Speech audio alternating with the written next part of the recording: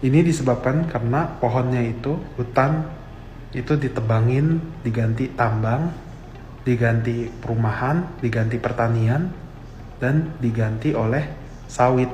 Makanya Kritik anak Menteri Purbaya soal penyebab bencana Sumatera singgung sawit, tambang dan deforestasi.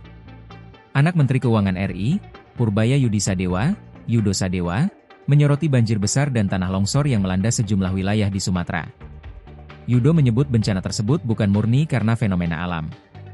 Dalam unggahan video TikTok pada Sabtu, 29 November 2025, ia menegaskan bahwa apa yang terjadi di Sumatera lantaran disebabkan badai tropis. Akan tetapi, kerusakan ekologis memperparah dampaknya. Bencana yang terjadi di Sumatera itu bukan merupakan bencana alam, itu hanyalah badai tropis dia nerjang Sumatera. Tapi karena nggak ada hutan, nggak ada penahan akhirnya terjadi tanah longsor dan banjir bandang. Katanya seperti dikutip dari TikToknya pada Sabtu, 29 November 2025. Yudo menilai kondisi tersebut disebabkan karena hilangnya fungsi hutan sebagai penyangga air atau penahan tanah.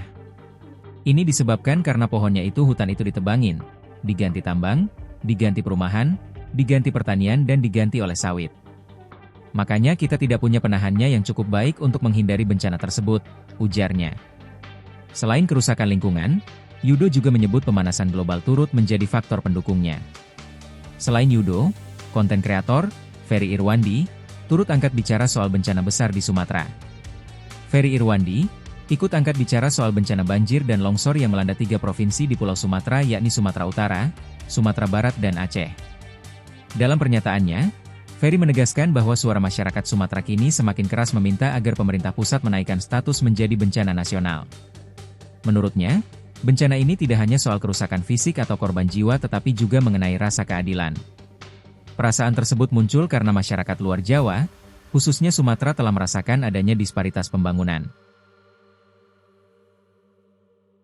Download Tribun X sekarang, menghadirkan lokal menjadi Indonesia.